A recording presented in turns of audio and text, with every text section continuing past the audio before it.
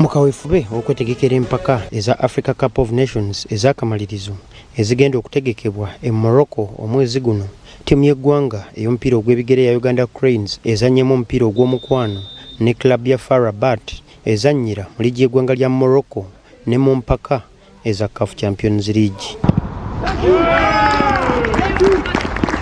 Omupiira guno guzannyirwa ku kisaawe Kimamoro Stadium era guwedde Maliri golo 2-2 nga golo za Uganda Cranes ziteebeddwa Dennis Omedi ne Ivan Ayimbisibwe.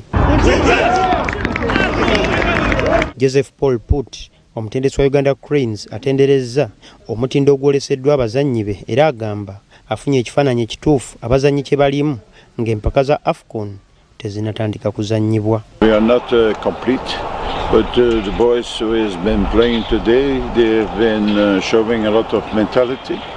I think the first half it was very well.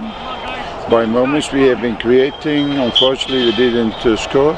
Ate Dennis Omedi omu ku batebedde Uganda Cranes agamba omupiira guno tegubadde mwangu era baguyigiddemu ebintu bingi. I thank the players because we played according to the system of the coach, and at least the chances that we created we utilized, but then the few that we didn't convert, I really want to say that those are things that we're going to work so much within these few days, and I believe when we finish them all it will be a success for us. Empaka za Africa Cup of Nations zigenda kutandika okuzannyibwa okuva nga 21 omwezi guno okutuuka nga 18 omwezi ogujja, era Uganda Cranes eri mu kibinja kya ne Nigeria, Tunisia ne Tanzania.